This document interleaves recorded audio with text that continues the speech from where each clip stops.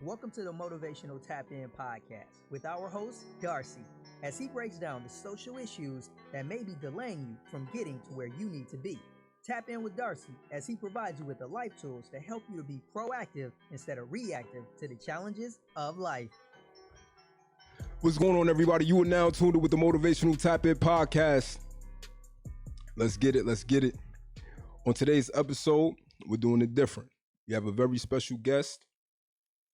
We have none other than Derron Potts. Derron is the founder of In His Image Youth Sports and Mentoring program out in Cleveland, Ohio.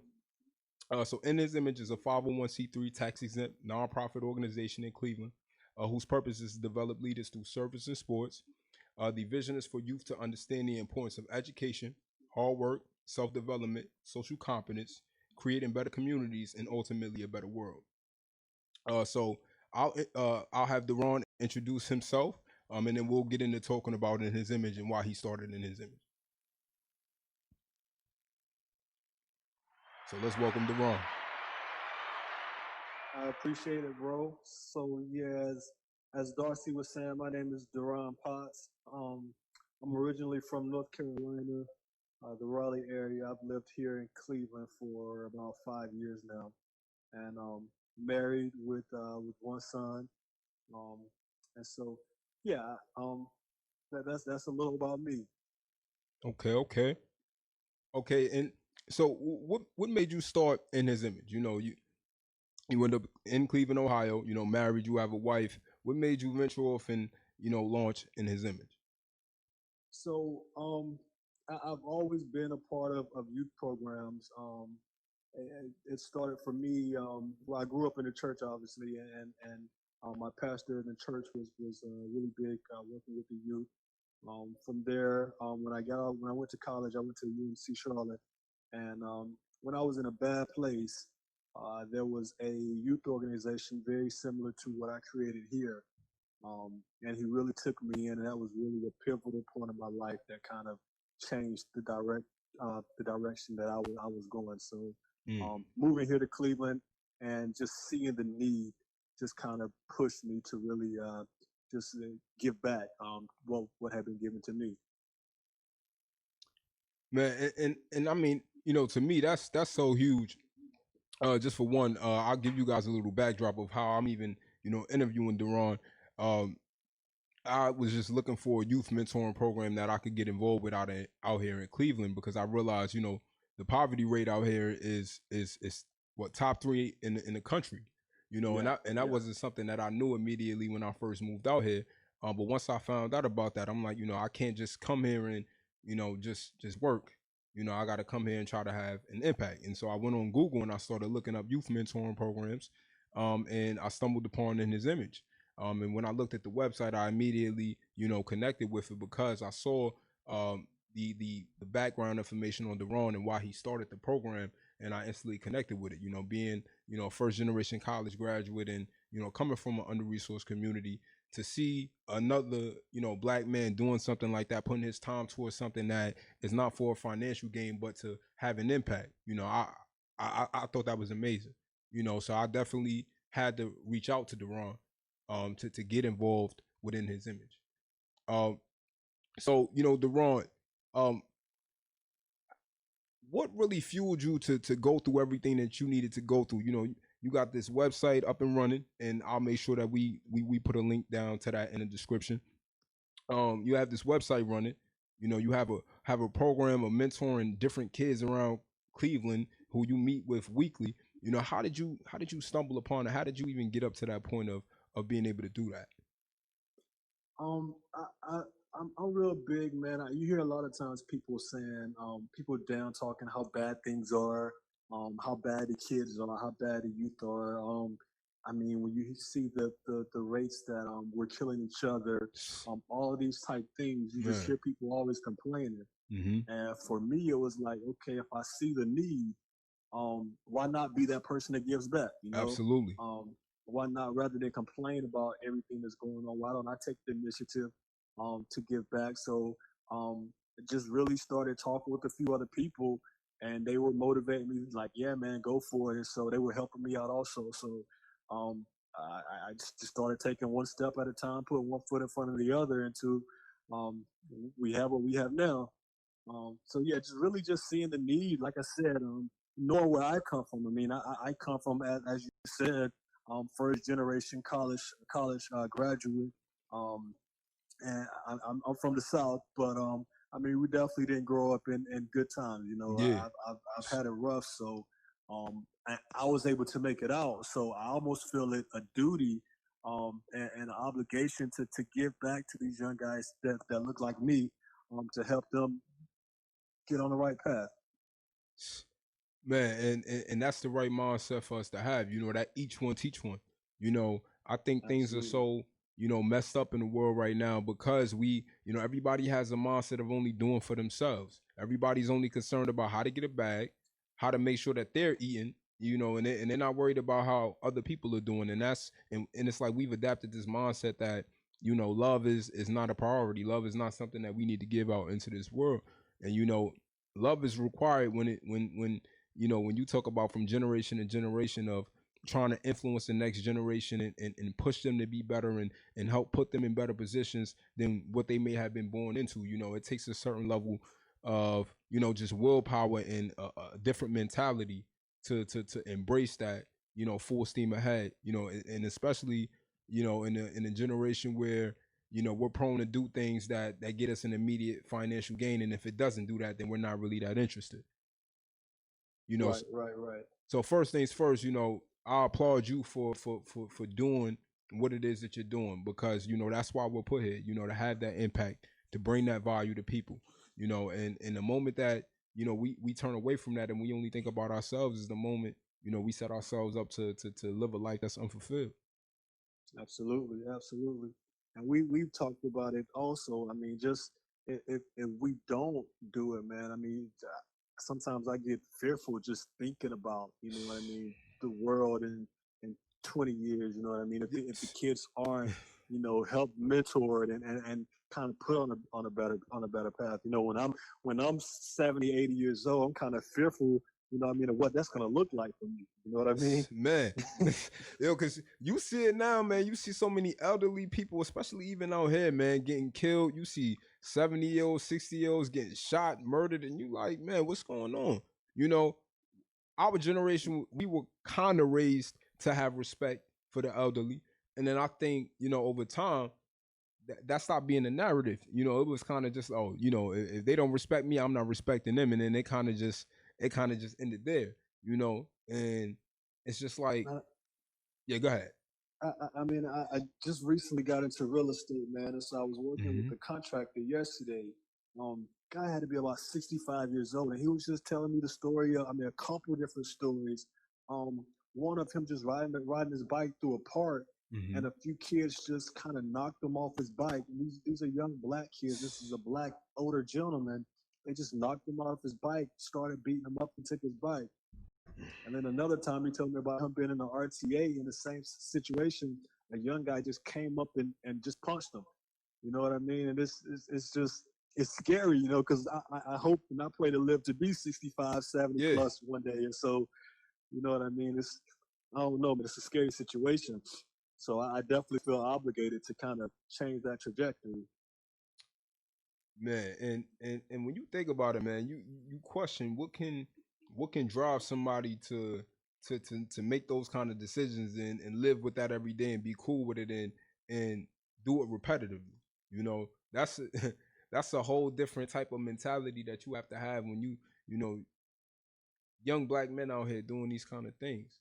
We got to ask ourselves what what have we done? What's going on in this world that these things are becoming so normal and that everyone isn't outraged about it. Like you see so many young kids getting killed now, getting murdered, and it seems like everybody is just going on with their lives. Everybody's trying to take trips. Everybody's trying to get fly. Everybody's trying to get money. But where's the outrage about all these murders, all these killings, these young kids not living to see 10 years old, killing themselves, taking drugs, all kind of drugs, drinking lean, popping pills. Like, this is the norm for our generation right now. It's a sad time, and to be honest, I mean, you asked the question, kind of, where is it coming from? Yeah, And I think it largely has to do with the lack of black men stepping up as fathers. absolutely. Um, I mean, you have these households, so these young men, they don't have anybody to go home to answer to.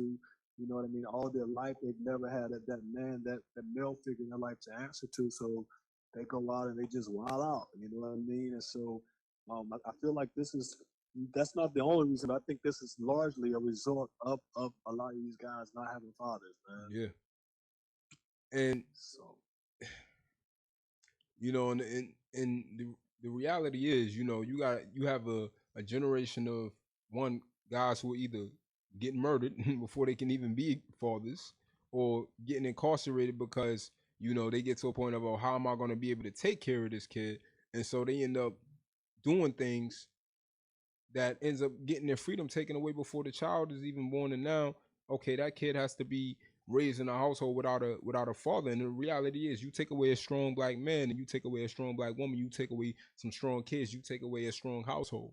And absolutely, and that's the reality of what we've been subject to. And it's like it's a deadly circle, because it's not just our generation. It's every generation before this.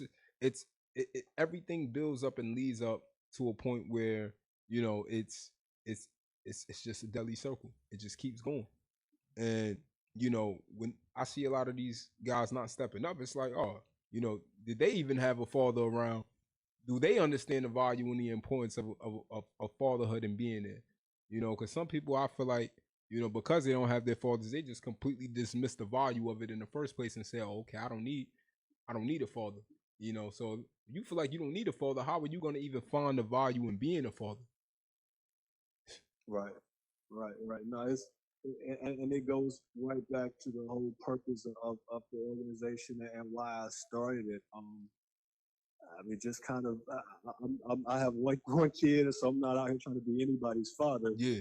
But just being that example, allowing these guys to see something different, allowing these guys to see that, hey, I don't have to be in the hood. I don't have to sell dope.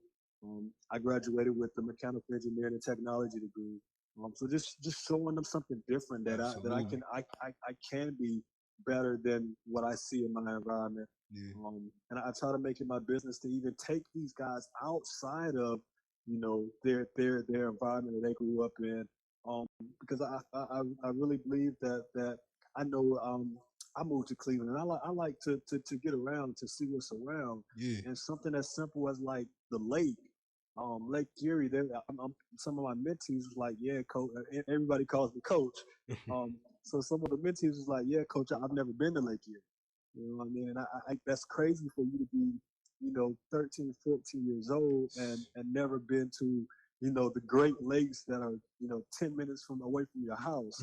And so Man. it's just stuff like that, man, that is why I started this organization, this program. Um, just to kind of break those cycles, break those generational curses, if you will, and try to step in and fill the gap. Because I mean, every situation, like you said, some of the situations that these fathers have never had fathers themselves, so Mm-hmm. it's kind of a bad situation they were put into. So I mean, some of these fathers, like you said, are incarcerated. So I have actually a few guys whose fathers were incarcerated or are incarcerated. And so it's just an opportunity to fill in, man, and just show them something more in life, show them that they can be better than what they are exposed to on a daily basis. So, Man, and it's like, this is the thing that a lot of us don't realize. So much of your child's education, comes from outside of the classroom. And so it's like those absolutely. influences, those daily influences, play a major role in how a kid perceives life. And how you perceive life is going to kind of dictate how you value your own life in a way too. Because if you don't see any value in life, any value in the things around you, you're going to find you're going to have a hard time finding value within yourself and how you fit in and how you're supposed to bring value to what's around you. you know and I think that's what's leading to a lot of the hopelessness that's out here. So let me ask you this, from your standpoint of being raised how you were raised, and just I think we all share kind of a similar upbringing, regardless of where we're from. In our generation, we all share, similar upbringings. What are some differences that you notice with today's kids, with today's young boys that that you work with?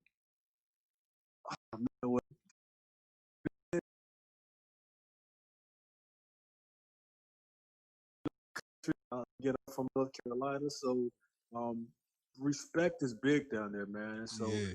that's something that I don't see as much here. These kids are kind of um, the respect level is just horrible. And some of it is that these kids aren't showing respect at home, and so they go out and they don't really show respect. But that's one of the biggest things that I see is that's kind of different from my upbringing. Showing respect wasn't an option; it was a requirement. It was an obligation, and if you didn't, you know what I mean. Yeah. So, so that's one of the biggest things, man. But Definitely. I mean, yeah, that's. But it's also a completely different time. I mean, I grew up and I, I'm not a dinosaur, but I'm not a spring chicken no more either. So this whole social media, all that kind of stuff, it didn't exist. Facts. So I mean, when you add that, I can only imagine how my life would have been if I was exposed to social media at 5, 10 years old. Um, so that definitely is a huge difference from my upbringing and what I see the guys been exposed to now. Constant contact with anything and anybody they want to have contact with. Yeah. And you see a lot of the times you'll see that a lot of parents they use technology, and social media and stuff. They put that in a place of actually that interaction, having that interaction with their kids. They rather put a phone or a tablet in the kid's hand and keep them occupied than spend that time and teach them, what they can't learn from looking at a screen. And the thing is, your kid will learn more negativity by looking at that screen than they will, with positivity. And it's hard to really shield kids from what's going on out here, especially like you said with this technology. It's hard to protect their eyes and stuff. But I guess all we can do is do what you're doing. Fill that gap, fill that void, have that influence, be that extra voice that they need. To help guide them as they go through life. Absolutely, bro. Like I said, I tell my guys as soon as I get with them that hey, I'm not a substitute for your father and your mother either. Mm-hmm. You have them and you need them. Absolutely. I'm just an addition to that. You know what I mean? It takes a village. That old saying is 100% true. And I think that's something that as a society we veered away from. Yeah, you don't even hear it anymore. For real, for real. No, that's ancient, and you better not say nothing to my kid either.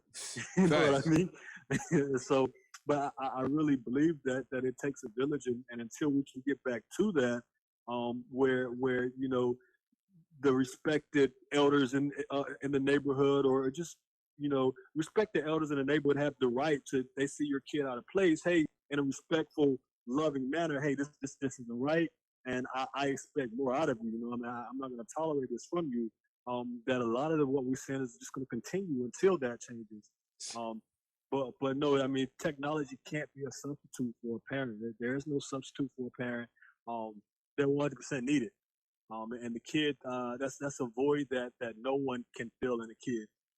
So yeah, I agree with you there 100%.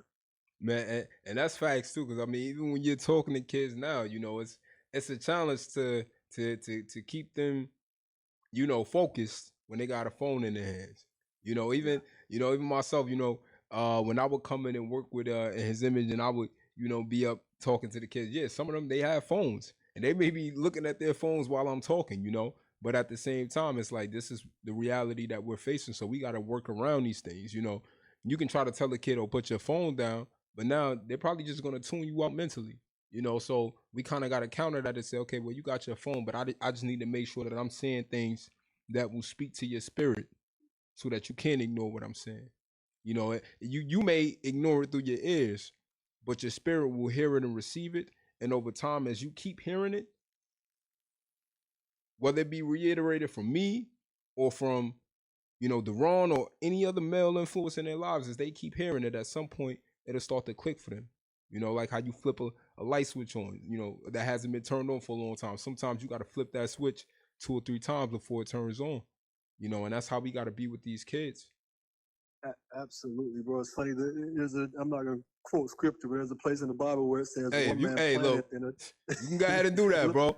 Look, I don't want to have to preach to y'all, Hey, but there's a point in the Bible where it says, "One man planted and another man watered." You know what I mean? So, hey, it might be that you're just putting that seed, and it might just be subliminal. They may not even notice it at the time, and it may be something that comes up later. absolutely. I mean, it's definitely something that I have to tread lightly with. I work with some older guys, actually a military guy, Mm-hmm.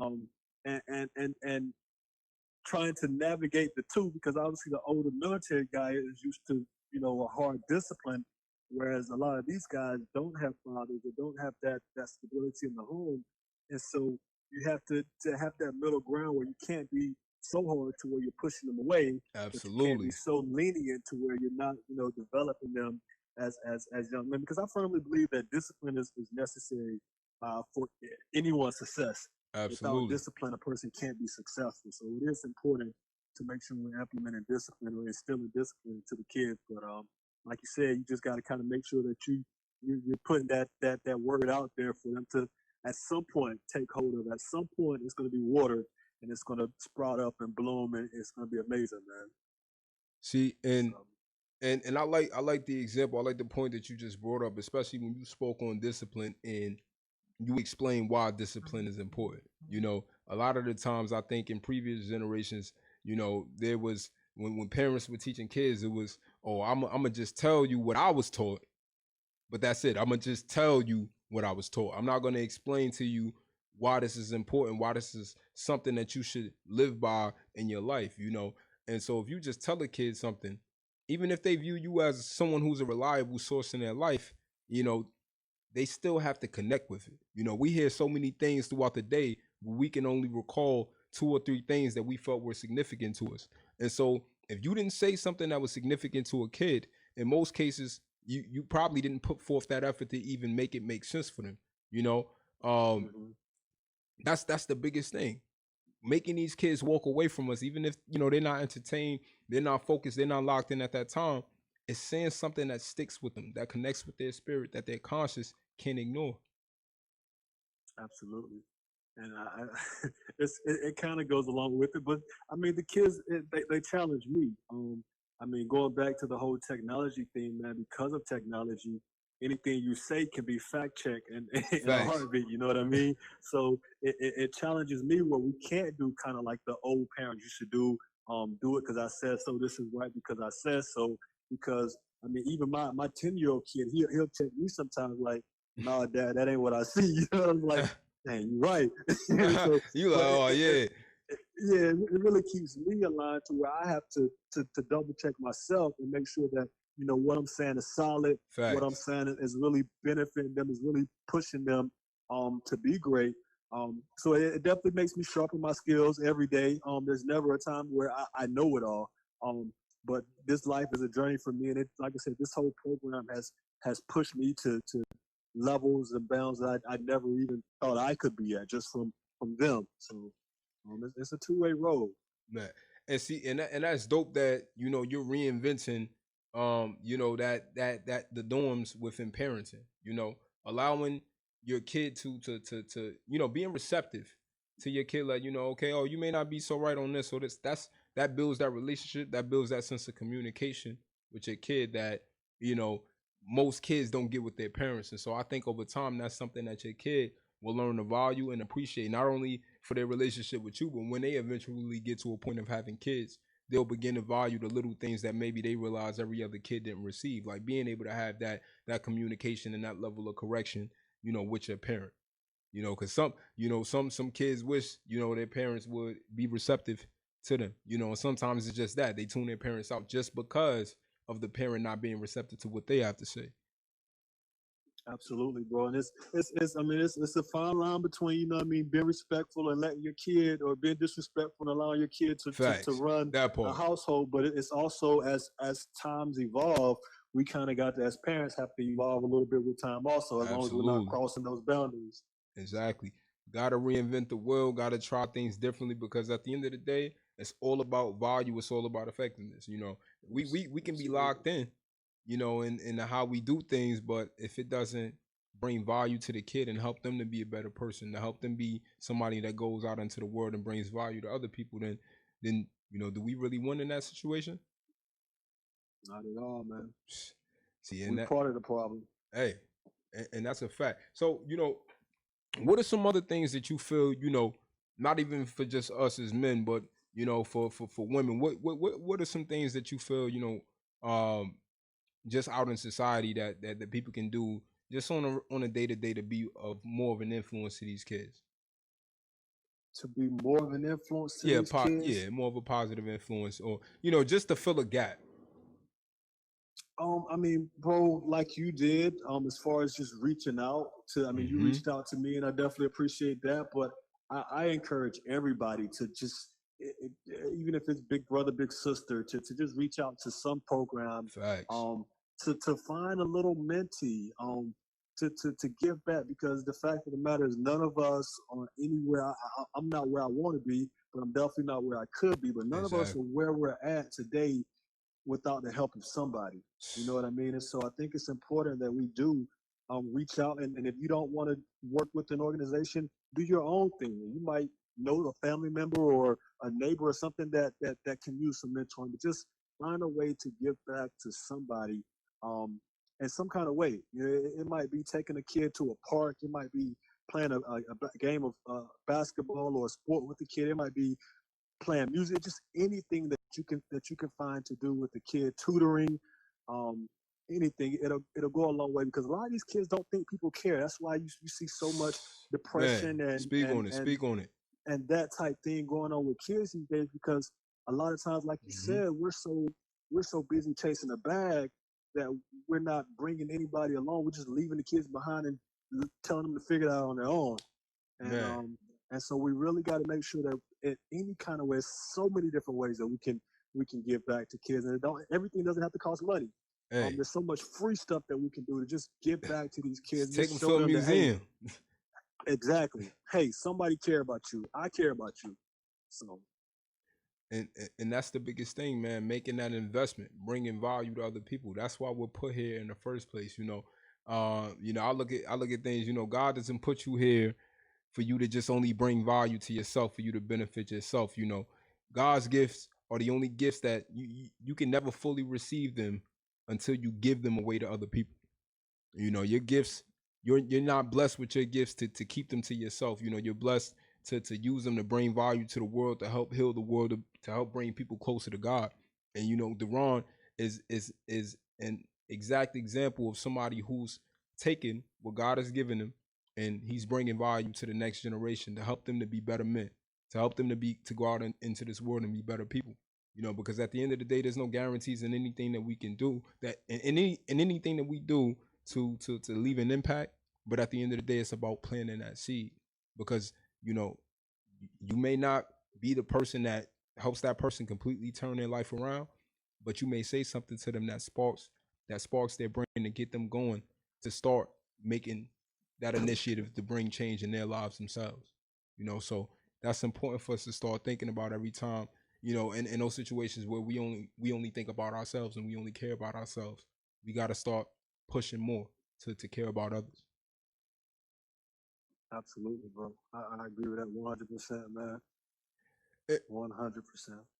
And so, Derron, what are some, I want to say, what are some new initiatives, some things that you feel parents can do with their kids, not beyond, like, in terms of what we've done with just being a part of a program and things like that. Just what are some better parenting skills, some better parenting tips that you can give? Because I know I think as a whole we need some. I mean, as you hinted to a while ago, first and foremost, listen to your kids, man. Man, that's a big one. Huge. You have to be able to hear, where they're at in their life, what they're experiencing. I mean, some of these kids are experiencing some things at much earlier ages than I ever thought about experiencing them. Man. Just the first thing that I would have to say is to have an ear to hear them. I'm not saying listen to be obedient. You're still the head of the house. You're still, the parent, but listen to what your kids have to say. I think it's the first step. spending time. There's so many parents that live in a house that they don't even see their kids, you know. Man. And so I think it's important that kids, or that parents actually take time. And again, it doesn't have to be money. Just taking time to watch a movie with their kid. Um, to ask a kid how was their day. You know, how many kids go days without their parents even asking, "Hey, how was your day?" Um, what happened at school today. I know we're doing the COVID pandemic thing, so it's not a lot of in classroom schooling going on. But how was school today? How was your musical lessons today? How was sports training today? Um, just really spending that time, I think, is the biggest thing that's going to go the furthest. Um, as a black man that grew up in, I can say my stepfather worked just all the time, and I mean he had to provide for the family, but um, just the times that he was able to just spend, whether it was me just going to a basketball court with him or whatever it was, those are the things that really stick. Even just conversation, just saying, hey, let's go for a walk. Those are the things that I think really are important for parents to be doing with kids, honestly. Man. And you'll be surprised what you find out during those interactions. Hey, yep. You'll find out what your kids are thinking. They'll get more comfortable with communicating with you, and that stuff is that communication, that relationship is going to be real valuable down the line when they're dealing with things that they don't feel comfortable coming to, where they're not the most comfortable to come to you and talk about. Absolutely. I mean, my son is only 10, but I can see how comfortable he is coming to speak to me. Even more comfortable. I had great parents, and I appreciate my parents. They were kind of more old school just because of their upbringing. Mm-hmm. But I can see the difference in how my son is willing to come and speak to me about even topics that I probably would have been a little uncomfortable about speaking with my parents about. And I mean, that's something that makes me proud. It lets me know that I'm doing something right. So you definitely want to keep that open line of communication with any kid, male or female. Hey, and that's the truth, man, because they're dealing with a lot, man. Man, it's a lot of insecurity and things like that these kids are dealing with at a young age. Where you see, I mean, the suicide rate is up. These kids, they can easily go on Google and look up how to kill themselves. And not even fully understand the severity of that situation when they make that decision. And I think for that stuff, I don't know what I don't know where I heard it from, but parents should be the first people to have those type of conversations. Like Google shouldn't be the first time that they hear about suicide or sex or drugs or things like that. School shouldn't even be the first place they hear about those things. Facts. Those should be things that their parents are initiating those conversations. So when they get to school, oh yeah, me and my father had a conversation about that. Oh, me and my mother, we had a conversation about that. So this isn't a surprise. Whereas everyone else is all, oh wow, what is this? And they, lead to other things. But your child is okay. Yeah, I'm hip to that. My mother and I, we discussed that. My father and I, we discussed that, and I know what it is. I know how it works, and I know the consequences that comes with it. Facts. So. And that's the biggest thing, man. Man, perfect how you broke that down. We have to understand things holistically.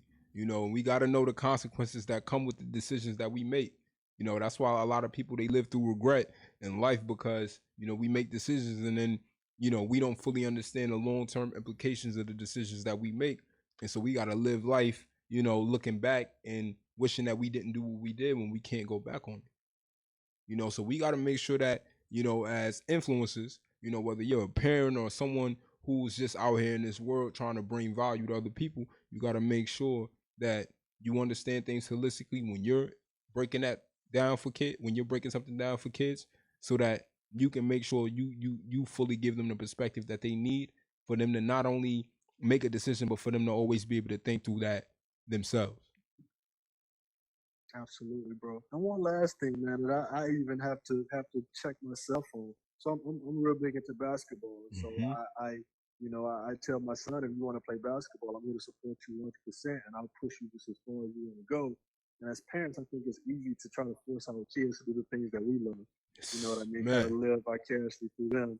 And I think it's important that we allow those kids to develop into who God has called them to be, who It's a God is fact. what God has purposed them to be, and embrace that and encourage them to follow that path, even if it's a little different from my path, my passions, my joy. And really just encourage them and be there to support them, because I think that's what causes a lot of the depression, a lot of those other things, when parents are wanting them to be a doctor and they don't want to be a doctor. Parents, and they live with their whole life in regret because they try to make their parents happy. Facts. You know?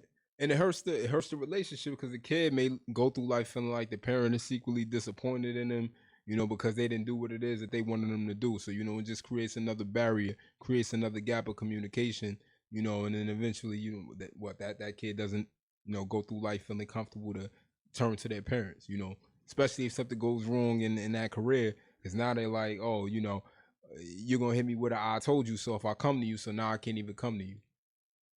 Right, absolutely. Man, Derron, I appreciate everything that you're doing with these kids. For those of you who don't know, Derron, before COVID hit, we were meeting with these kids weekly, every Tuesday, um, and we would work with them, teach them things about leadership, and other tools that are going to help them to be better men. But before I even joined on early this year, Derron was doing this every week. Picking these kids up, dropping them home, and making sure that they were fed. Making sure that they had tools that they needed, and made sure that they were doing something that was going to bring value to their life. And so I applaud Derron for that. These are the type of people that we need to make sure are on these platforms that are on social media being highlighted, instead of all of the negativity that we, been preconditioned to embrace. We need to start embracing this and highlighting the people who are doing these things, who are using their gifts and bringing value to other people. So, another round of applause for Derron. I definitely appreciate that, bro. And like when we talked about it, but when we were speaking about parents giving these kids voices, man, I'm definitely looking forward to when you open up a little podcast where they can just kind of, talk, man, and just let some things out, man. I think that'll be dope, bro. I think they'll really love it.